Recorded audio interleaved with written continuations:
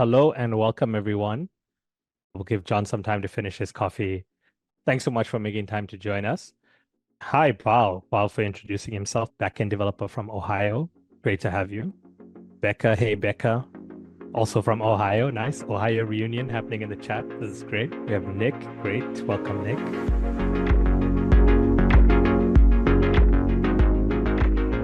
Couple things around this structure of the session. So the majority of this call will be talking about how OpenSauced developed their StarSearch RAG feature. Welcome to this webinar. It's hosted by Timescale. I lead AI efforts at Timescale, so really happy to have you. Timescale, for folks who may be new to it, we're a Postgres cloud platform. We're really grateful to have OpenSauced, who are the guests in today's webinar, as one of our customers. John, to kick this off, can you tell us a little bit about yourself and about OpenSauced? Yeah, absolutely.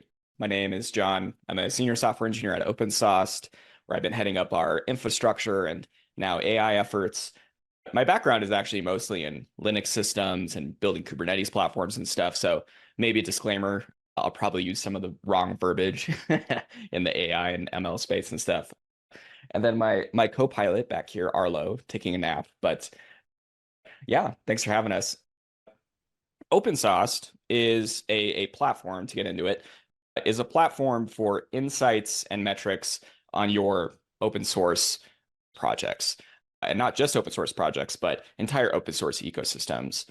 We've developed a lot of features that make it capable to look at what's going on across multiple repositories, entire orgs, ecosystems of things and stuff. But maybe the elevator pitch you can think about this with is GitHub Insights++, giving everybody a lot of capabilities to actually get good insights into their projects and their orgs and stuff. Fantastic. Yeah, one of the things we really love at Timescale in particular is open source. It's great to have such projects that are supporting the open source ecosystem. The main feature that we're going to talk about today, which is called StarSearch. StarSearch is a new AI-enabled tool from open source that enables users to uncover insights from unstructured data like GitHub pull requests and issues. Can you show our viewers how StarSearch works and maybe give us a demo of some queries that users might ask? Yeah, absolutely. So here's the OpenSauced platform where I have StarSearch pulled up. You can get to it from the top menu bar. And really, the way that we've been phrasing this new AI enablement on the platform is a co-pilot, but for your Git history. And kind of pulling back the veil a little bit for the technical people is, yes, this is a RAG system using LLM technology, but also having a very good understanding and awareness of stuff that we've consumed off of GitHub's public events fire hose. So we can have a good understanding of all different kinds of things happening across GitHub at any one given time. So one of my favorite little use cases is actually kind of a needle in the haystack, where I'm searching for people I can ask for help on specific features or things that I'm working on. I've experienced this in the past where I'm trying to contribute to a big project. Here's Kubernetes. It's an absolutely massive project. And I'm trying to find the right experts to give me a hand. You might actually go into the issues and look at all this craziness. You might go in the pull requests to find some prior art. Wow, that's a lot of stuff going on here. Even trying to use GitHub search at times can surface some of that, but we found it maybe a little bit lacking. So let's say that I'm in Kubernetes and I want to find some experts to help me implement something. So I might ask, who are contributors in Kubernetes who are working with persistent volume claims? It'll pull up relevant information, and it'll actually find those experts with relevant pull requests and with relevant information that then I could get a better understanding of how this might works, get their expertise. And we can expand this to not only doing that needle in the haystack search, but maybe I will ask this person, what has been working on recently? You get the idea, where we can actually, surface up a bunch of this really, really great information. So you've, chosen Kubernetes, but this could be any of the popular tools, maybe even TimescaleDB, the open source component of it. Right. Yeah, so we could maybe do something interesting with that, actually. What are the releases? So using the repo org name, it's able to go in and pull up a bunch of this information from the releases page. It actually gives me like the actual release page here, and we can see 215.0. Was that pretty close? Looks like it's a little bit behind, which that is maybe some of the nuance on this is with any of these RAG systems is it's gonna delay itself just a little bit as we kind of try to keep up with this infinite fire hose of things. Yeah. So I'm curious, like, what are some of the questions that people might ask? You already asked about like activity in the project, activity about a specific contributor. Yeah, I think that's a good question. There's definitely a few use cases that we kind of coalesce around, I guess. The idea of StarSearch, and I really think the ethos is actually this show from the 80s called StarSearch, where I think Beyonce was found out of StarSearch and maybe Justin Timberlake, but it was this show where they would like go out and just try to find unique talent out and about in the United States somewhere. And that's really a core ethos of this. And the original idea of this was like being able to search through and find those people who are maybe like doing heavy lifts, or maybe they're not, doing webinars like this or blog posts or tweeting or something, but still are making really meaningful contributions. Being able to find that and kind of your Copilot to go and find not only those people, but things happening within those communities and things. Another one that I actually want to surface here that I think is really interesting is some enriched UI that we've actually integrated into this that I think shows that really well. So I'm going to ask it, what is the lottery factor of TimescaleDB? And it knows what the lottery factor is on our platform. For those unaware, at one point it was maybe called the bus factor. Some people even call it the pony factor. But this, it pops up this lottery factor chart immediately right here. We can see this distribution of commits and contributions into Timescale is heavily weighted by 3 or 4 people. Timescale automation. Maybe we're an open source program office. We want to be able to support or sponsor some of these people within the stacks of critical dependencies that we have. And then it gives a little bit of a description a little further down. So I think this is the good use case, the lottery factor here, where we're doing that kind of star search. We're trying to like find the unique talent, find maybe where there's heavy lifts happening across the ecosystem or within individual projects. One of the questions that I wanted to cover today is, how did you go about structuring this RAG pipeline, basically data from your data source into your Postgres database and pgvector? The general structure at a very high level of how we kind of structure this RAG data pipeline is at the start is really we need to consume this kind of public fire hose of events coming off of GitHub. And this is just, a public API that GitHub provides. You can hit it at api.github.com/events. And each time you hit that, it's a new kind of just continuous stream of events happening across the entire GitHub platform all the time. So GitHub estimates that there's 400 million developers or something. So this event feed is just like massive scale instantly. Then on top of that, we knew that we were going to need a vector store, really a time series store, even rewinding some of this a little bit before we even get to the AI stuff. In the end, we needed some database to be able to store this time series data. On top of all that events data, on top of consuming that fire hose, then we could start to provide some of the embeddings, doing the well-established patterns for doing RAG, the prompt engineering to actually get this kind of chat-like flow, some of that enriched UI to actually start happening.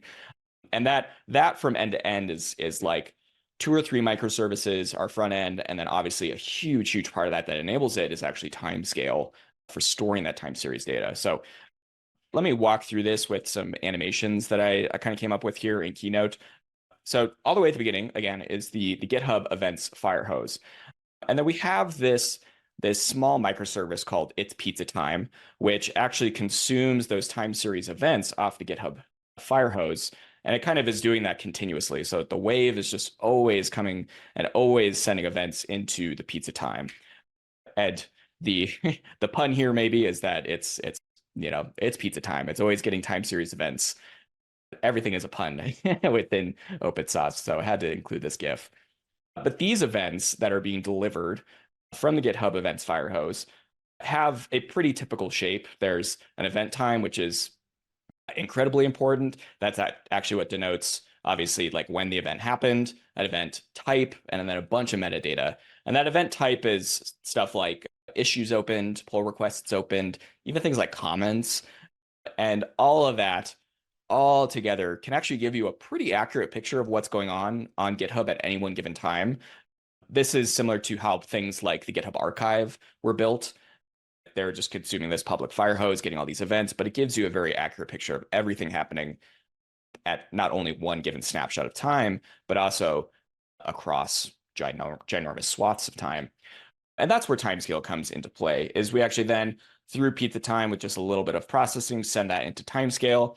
And that is actually what powers a lot of the time series, histograms, metrics stuff that's happening on OpenSauced today. So this histogram here for contributors, the lottery factor, where it's bucketing commits per individual contributor. That's all Timescale doing the time bucket stuff. And it's, oh, chef's kiss. It's incredible. It's great. It's very fast and I love it. We could honestly spend the rest of the webinar just talking about this, but I think we're going to skim over this to get into some of the AI stuff. So that's really the foundation, is having that Timescale with all that time series data. And now we have a pretty accurate picture of what's going on in GitHub at any one given time. So then we can start to think about adding another small microservice that can start to do some of really batch processing of some of these AI enablement pieces in our backend. So this one we call the StarSearch embedder, and appropriately named. Its main job is to go get embeddings from an embedding model that give us those vectors to then have accurate and good vector search on. So what StarSearch embedder does is it actually looks at specific tables of these events, primarily right now pull requests and issue events tables that we have. And maybe after we can link off to that blog post I wrote about how we kind of segment off some of these different tables and things. But the important thing to know here is that StarSearch embedder basically gets individual events that it knows about from the database that are missing embeddings and missing AI summaries. So pretty simple batch processor. Is it missing an AI embedding? Okay, let's go and do that. So it takes that away. And it actually first does something a little nuanced, where we have a few GPUs on a Kubernetes cluster with a large language model, an open source large language model, doing inference. And we actually go and get a summary of that content for that bit that we've pulled out of the database. This is very important for us. And I don't want to skim over this, because what this enables us to do is actually have much better end results in the RAG pipeline, because a lot of pull requests on GitHub, a lot of issues and a lot of that are just riddled with like junk metadata, like slash commands, or maybe like to-do lists that have really nothing to do with the actual changes that are being made.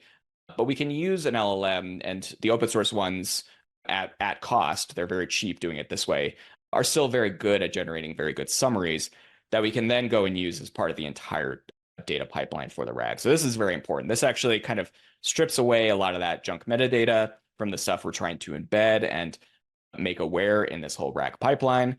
So we have that summary of that content, and then we go and we actually use that summary with an embedding model to actually generate the embedding. And for those not aware, maybe not being familiar in this space, what the embedding model is going to give you is a list of numbers, and that's the vector for this stuff that you're trying to embed. And really, the way I like to think about this from a non-machine learning background is this is sort of a snapshot understanding of what that machine learning model, it's a distance between the words that it can give you to the relation for the whole piece of content. And then using that, you can actually do nearest neighbor search, you can do cosine similarity, all different kinds of stuff based on these numbers. And the computers are very good at understanding numbers. So we take that vector, that list of numbers, and we send it into Timescale. And importantly, sending into Timescale is we actually upsert that mostly in batches. So we actually upsert that back into the row where we had kind of first stripped that out. So we first went and looked for rows that were missing AI summaries and embeddings. Then we go and actually generate the AI summary and the embedding, and then we upsert it back into Timescale. So nothing really fancy happening here. I mean, in the end, the StarSearch embedder microservice is giving us like batch processing on big swaths of stuff that we can then do the embeddings and the AI summary stuff on. That then, all of that with the vectors and all that stuff on those rows that now have AI summaries and the embeddings, so we can do cosine similarity. And the cosine similarity is a very popular choice within pgvector on this type of similarity of texts. So there's definitely different algorithms for different things, but because pull requests and issues are mostly words, cosine similarity works very, very well when you have a query and you're searching against a bunch of the other stuff. The hierarchical navigable small worlds index, HNSW, is also a huge part of this, where using that index, we immediately saw like world-class performance on this, trading off just a bit of accuracy, which I think we're okay with, given this kind of pretty nuanced application that we're trying to build with this. It doesn't always need to be accurate 100% of the time. We're not always trying to find the most similar thing all the time. Its answers can vary on occasion. So those are two very important parts of this. Kind of expanding on that, we not only have a single table doing this, but like I had mentioned, it's actually separate tables with separate embeddings for basically separate concerns. So we do not mix issues embeddings next to pull request embeddings next to whatever other embeddings. All of those kind of exist within their own table and their own, I guess, space where all the metadata and the existing rows are right next to those embeddings. But having the separate tables has been powerful for us because we know this data very well, and we know that we can kind of keep those separate concerns when they need to be. Like a pull request is not an issue, so we wouldn't want to have those embeddings next to each other and potentially surface something that doesn't make sense in that context. Okay, then getting to, that was maybe the whole like retrieval side of RAG, retrieval augmented generation. Now we're actually going to look at augmenting some context to a large language model to give us what actually pops up inside of the StarSearch response window. So we have some user query that comes in. That's going to go to the embedding model. Same thing we've seen. That's going to create a vector with that query. This is a very well-established pattern for doing RAG. That vector, then we're going to go back to our timescale with the cosine similarity.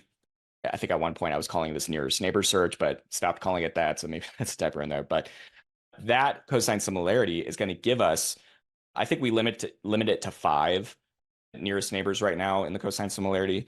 But using that input query, we can then find the most relevant data that sits next to it inside of our timescale. So specific queries, we enable the agents within the StarSearch whole system.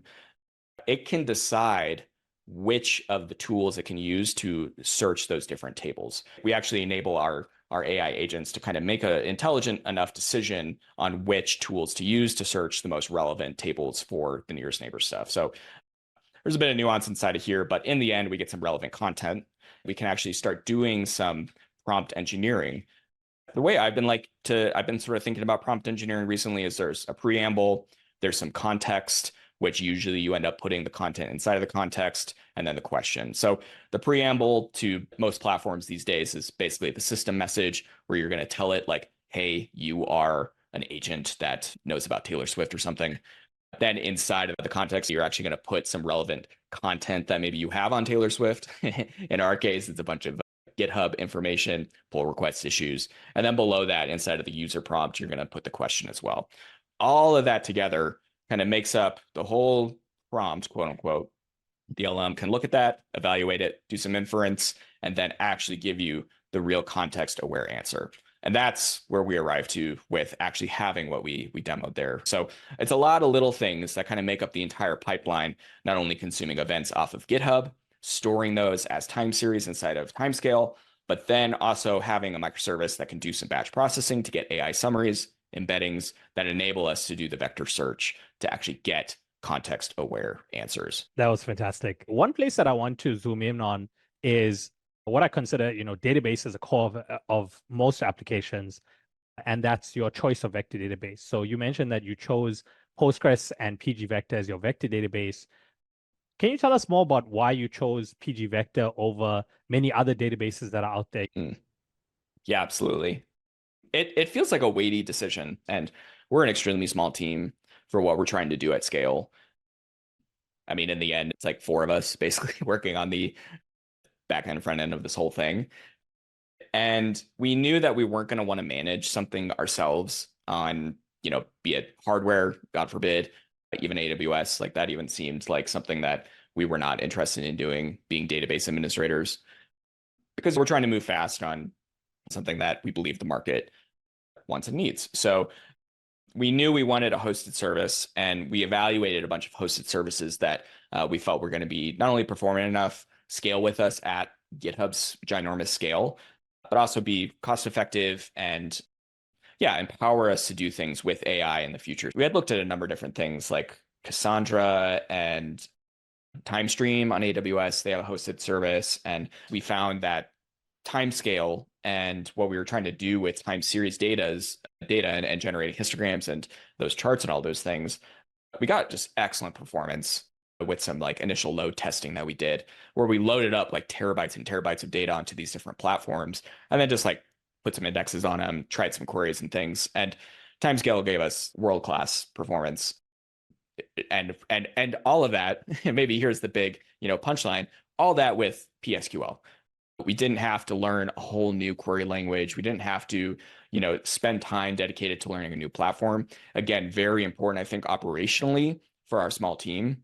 And so it was kind of a no-brainer where it's like, well, we already have a Postgres that handles a lot of like our user data and a lot of our other metadata. Why would we like try to administer and learn a whole new technology, slow down, and have to do that? My job for a month or two probably would have became like, chief database information guy or something. So it was almost a no-brainer going with Postgres. I do remember evaluating the cost side of things quite a bit as well. And I mean, Timescale's cost pricing you pay for the storage you use is great. And we love that. And it's excellent. So huge bonus and plus for us as a small team and growing. So I remember those being really important. Then we also knew we wanted to build. At that time, we had this conceptually in mind as we were building all this time series data. So we knew that we were either going to have to like lift and shift a bunch of data into a separate vector store from where our time series was, or we were going to have to go all in on like one thing that could do kind of the Swiss Army knife of it all. It was not appealing to us to have to like replicate a bunch of the time series data. We had conceptualized this crazy thing where, oh, maybe there's a vector store that just carries the vectors and has an ID, and that ID can like link back to our other database. But then you have drift, and then you're like building a whole like distributed database technology, and like, oh my gosh, no thank you. So instead, we did decide kind of the all-in option. And we knew that pgvector obviously is supported on Timescale, which we love.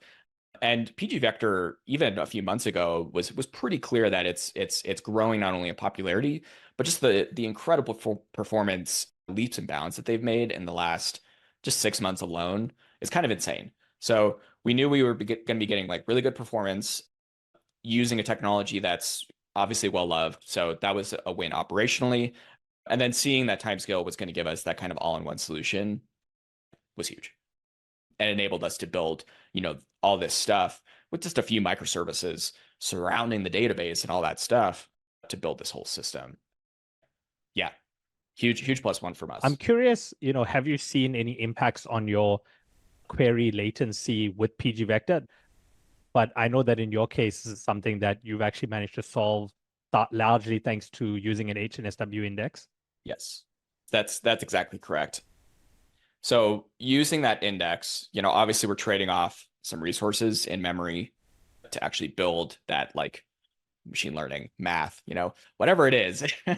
It worked very, very well for us. And that was what was actually recommended in the pgvector docs themselves, was like, if you're doing this kind of like contextual search with like a cosine similarity, HNSW is like going to be world-class on top of that. So applying those indexes basically immediately gave us the kind of performance we were looking for.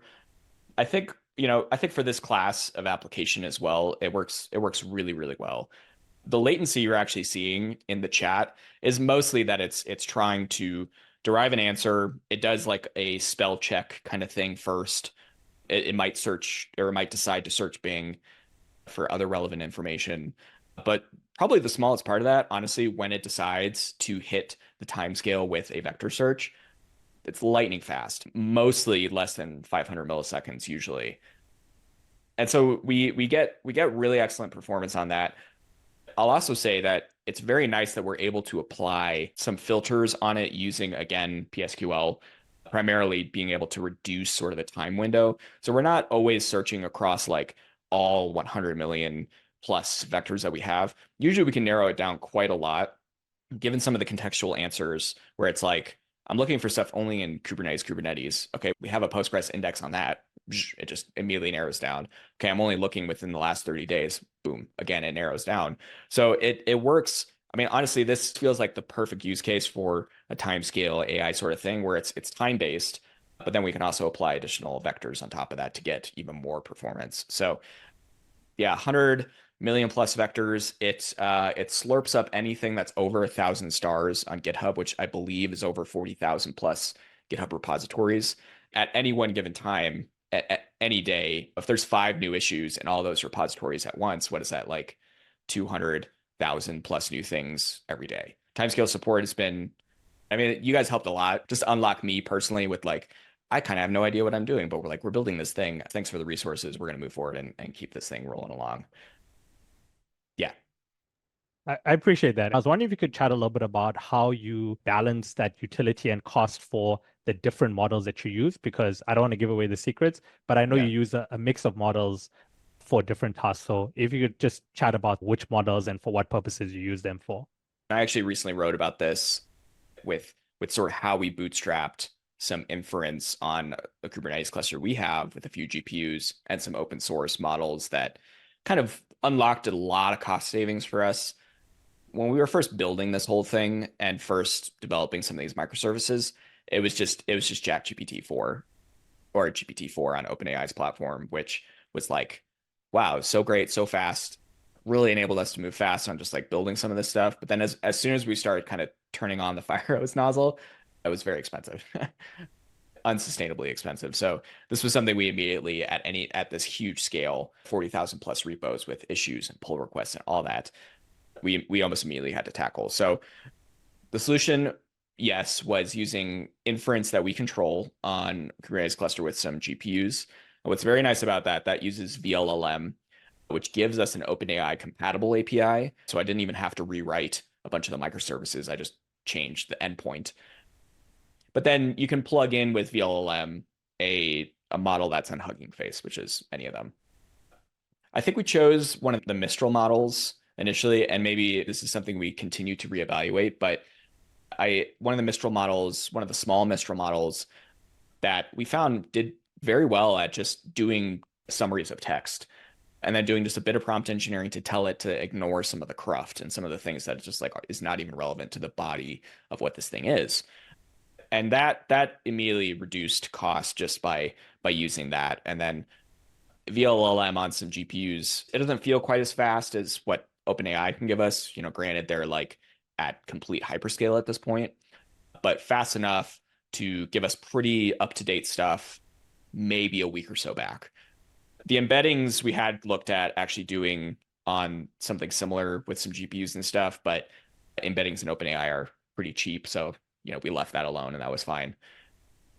On sort of the actual generation side for end users, there's a few things happening. There is the thing that you actually see with StarSearch is ChatGPT. I think at this point, I do think we upgraded to 4.0 and able to answer and reason about questions. But also importantly, GPT-4 and 4.0 are trained on the whole tools and function calling of things, which it does behind the scenes before it actually answers your question. So we needed one of those that could do the OpenAI function calling. But then we also have a few other agents that I believe are GPT 3.5 that, and I think 3.5 Turbo is also trained on function calling, but those agents are like way less complicated. One agent we call the preprocessor agent, which can try to determine if doing like a prompt injection, and it does pretty good at detecting if something coming in is nasty and trying to do something. And that's the one that actually evaluates the prompt before it. So that's more of kind of a cautionary one, but just has to make a decision based on sentiment, basically. And then finally, the Bing agent will evaluate if it needs to search the internet for something, and that's all it needs to do. So I believe that one is also 3.5. But in the end, we sort of evaluated or just have really done just a lot of kind of ad hoc experiments being like, well, I wonder if, you know, 3.5 will just work for this. Oh, it does. Reduce costs a little bit, but then also get a little bit of speed back, but also evaluating like how complex does this thing really need to like be in the sense of like how many sort of decisions does it need to make? especially with the tool calling stuff, I think GPT-4 is almost a necessity at this point. I do believe OpenAI knocked it out of the park with the function calling stuff. It's pretty excellent. That's fantastic. I wanted to ask one more thing about agents and tool use. You mentioned you use tool use via GPT-4. Can you tell us more about how you do that, how that actually enriches the answers for the users? Yeah, absolutely. So the sort of antithesis of this, not only the Bing search, but also the function calling is that like some of the things it just wasn't always going to have the right information on. Initially, when we developed this, at least on the prompt engineering side, it was just a one shot, being that it always got the same retrieved context from basically getting pull requests off of vector search from the query. And then we just kind of slap that all together in the user prompt. Shot off the one shot, and then it just returned something. And that was fine, but obviously there were just things we couldn't ask it about, like the lottery factor releases, like I was showing, or like what individuals have been doing and stuff. So then kind of the big unlock was working with some of our Microsoft partners, and they kind of unlocked for us this capability and idea of function calling, which LangChain has and LlamaIndex also has, and I think is going to become the standard with more complex Copilots, agents. But essentially it was in a need to have like a diverse type of information per question and having the model decide that and having the model be able to decide it. And we used Bing specifically within part of the function calling where it could get real-time information for stuff we know we just won't have. Like if somebody asks like, hey, who is, 𝗥𝗲𝗃𝗃𝗀𝗃𝗃, who is OpenSauced founder, like what kind of talks has 𝗥𝗃𝗃𝗃 done recently? It can actually go and search Bing on that, knowing that we have no information on talks or like technical conference talks, and it'll surface up something from the React Miami talk that he recently gave a few weeks ago. So that was kind of an unlock to ensure that it was able to have more relevant information. Then we also thought about how we structured these quote unquote agents together to give us kind of a almost like a group of these AIs doing individual tasks. And they can even call sort of themselves in parallel to go pretty fast. And the performance has been really incredible, honestly. So when I say an agent, really what I'm talking about is just a single sort of cell that has some tools. And each of those tools is a predefined function that can go do something in our code base. And each of those predefined functions are probably going to be either using one of our other services or using something like Bing search, or doing a query against our Timescale or one of our other databases to pull off this relevant information. So that's kind of maybe the smallest unit of this whole thing. And initially what this looked like was we had the whole StarSearch, and on the left, we have the /StarSearch route, which is really the beginning where you're hitting our API from the client, the chat client. That goes in and it's going to call the OpenAI function calling stuff, which kind of goes over this threshold of, I call it the code control flow. But basically it goes over that to engage with an agent. And really that's where sort of we've like, gone hands off, like, okay, it's going to decide based on its system message, based on the tools that it has, based on how we've predefined those functions. It's then going to go decide to use one of those tools or maybe all the tools at once in parallel. And that one predefined tool on the right, it's actually going to go call Timescale to get some relevant information. And then it's going to cross back over that code flow threshold to stream back those results to our client. And that's really where the user starts seeing stuff. So again, all that kind of stuff on the right is really like decisions being made by agent. And then we thought about like, well, there's really like kind of a separation of concerns that we need to make in this whole sort of flow and architecture. So what we thought about was actually having that agent is really the quote unquote manager. And the manager has some predefined functions that it can just kind of short circuit to hit Timescale or one of our other services. But then it knows about other agents. And those other agents have more specialized tasks. And maybe we can use like a GPT 3.5 if that agent is a little not as complex or need to make as many quote unquote decisions. So then those other agents have their own tools and can make their own calls in parallel.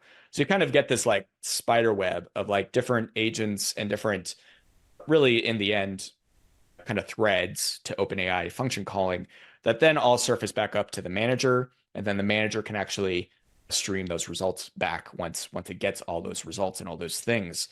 There's a couple other things we're doing in here. Like I mentioned, we have an agent that will actually pre-process the request before it gives it to the manager. If somebody is like, hey, this guy sucks or something, and it's like, nope, that's out of bounds, sorry. So a couple other little things happening in here with agents, but all that kind of unlocks, the full picture of StarSearch and being able to not only unlock the different capabilities and the different tables across different vector searches, but also like engaging with other services in parallel across those agents. Fantastic. I was wondering, real quick, if you can give us a demo of like the example that you mentioned, searching 𝗥𝗲𝗃𝗃𝗃𝗃𝗃𝗃 talks or something like that. Might be really cool to see. Sure. I'll preface this by saying this hasn't gone GA yet. Yeah, it's a work in progress for sure. But I recently actually turned down its usage of Bing. Don't use Bing. It was being pretty aggressive searching Bing, which we didn't necessarily want. But yeah, what talks has John McBride done recently? And it might kick me back out actually, because it knows that it's a tool of OpenSauced, and that OpenSauced mission is about enabling insights in the open source ecosystem. That's fantastic. This sort of enables it to, use Bing. And in my mind's eye, how the flow of this worked is it went to the manager. The manager knew that this wasn't going to be something it could get off of our pristine data in the database. It decided to engage the Bing agent. The Bing agent used one of the tools to search Bing. It then summarized all that for the manager, and then the manager was able to spit that back out for the user. Fantastic. I was wondering if you had any kind of key takeaways or key lessons or piece of advice that you can share with our audience, thinking about when you're building a production RAG application. What are some of the most important things to keep in mind? Yeah. The first day, I believe I had actually gone to one of these webinars and got the unlock on doing summaries and then using those summaries for embeddings on pieces of content. I think it was somebody from Llama Index. So that was a great talk, because I've personally found it difficult, just as fast as this whole space is moving, to find prior art to really use reliably for how you build this kind of stuff. I hear you, because it is challenging with how fast the space is moving. But yeah, I think that was honestly probably the first big unlock, was doing that whole flow of summaries of more complex text or chunks of that text to then do embeddings on, or even just scrubbing it, because that's really what it's doing in the end, is just getting rid of a bunch of the metadata within the bodies of issues and pull requests that we do not care about. That drastically reduced noise. And if you kind of think about it, it doesn't really make sense to create embeddings on links to GIFs or stuff. Did you test this? Check, yes. Did you fill out the code of conduct sign thing? Check, yes. That stuff we can just get rid of. That's not really relevant to the actual content of the pull request. So yeah, thinking about ways you can scrub, use summaries, or even some pre-processing, I think can be really powerful. That was a big lesson learned. Using indexes, I think obviously is, I say this now, obviously, but at the time it was I just figured vector search was going to work.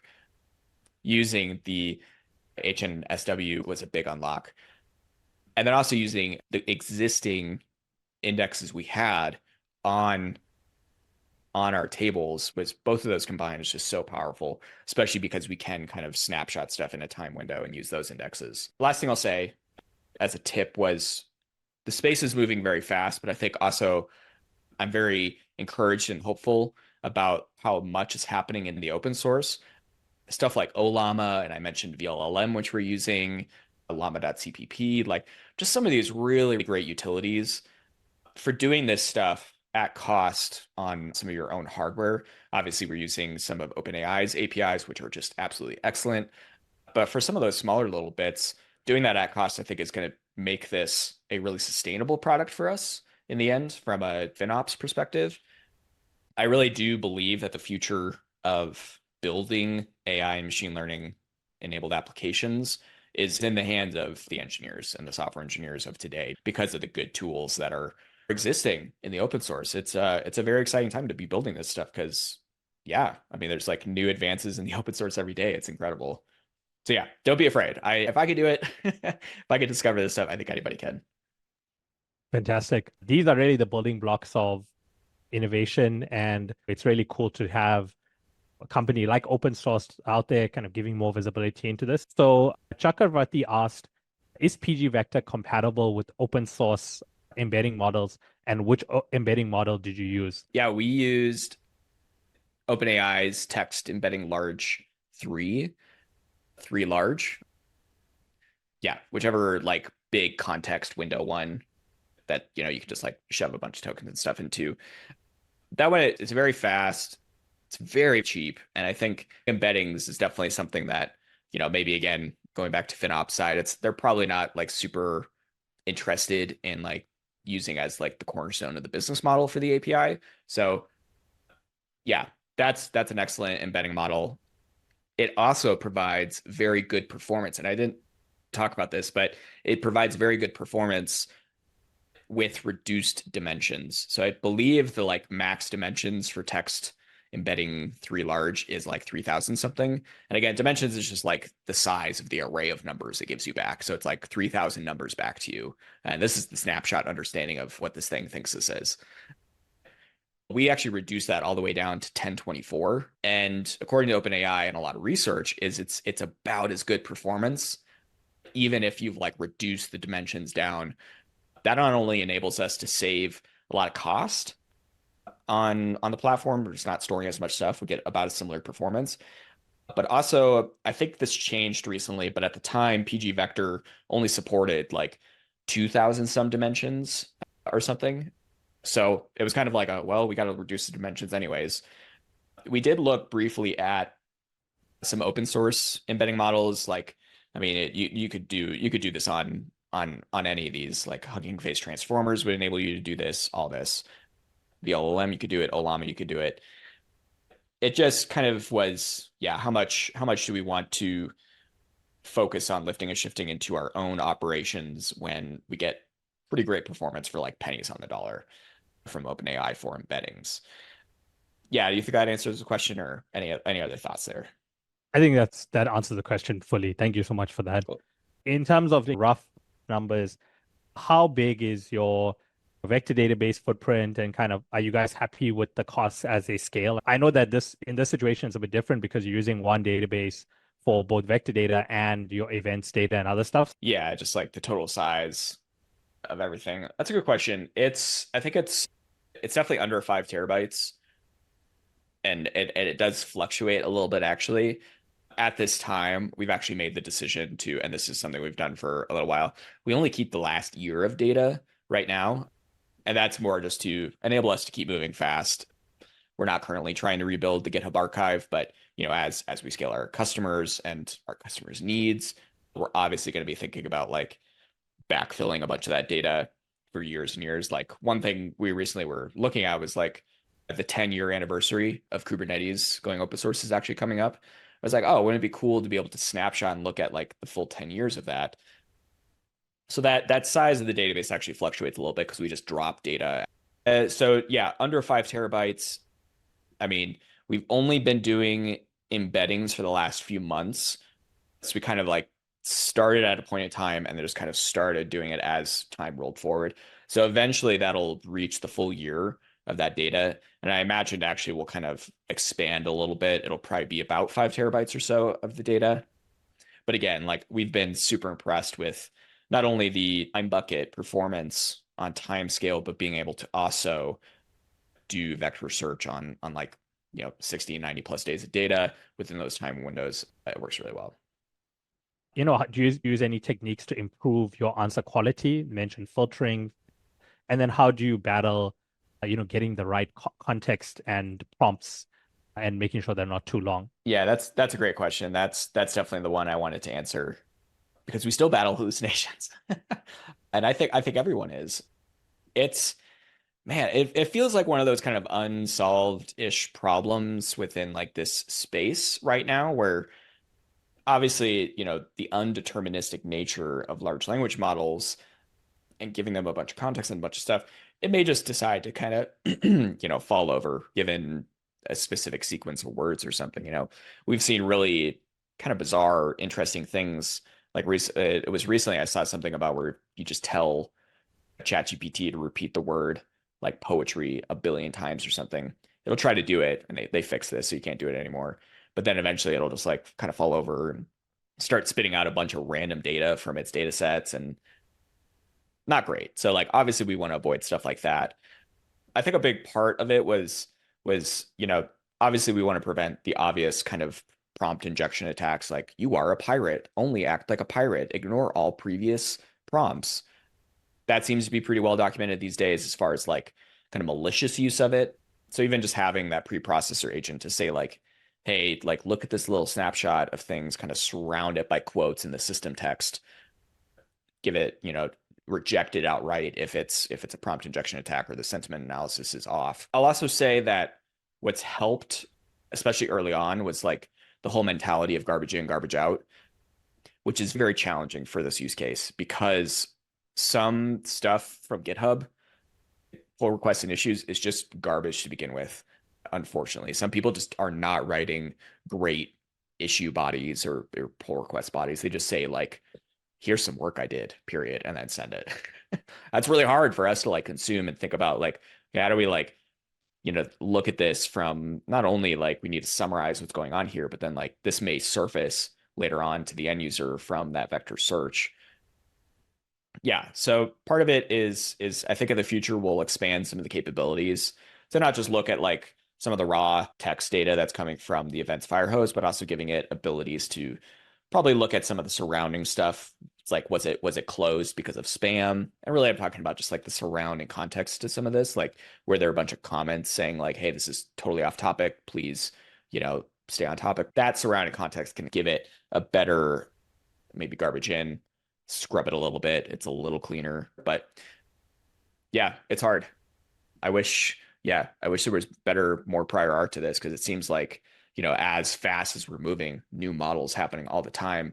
I don't know if anybody's really slowing down to think about like, how do we solve the fundamental problem of just like truth? These things always like trying to be more accurate. The very last thing I'll say on this point is the prompt engineering side of things. I've been pretty shocked how far prompt engineering goes, actually.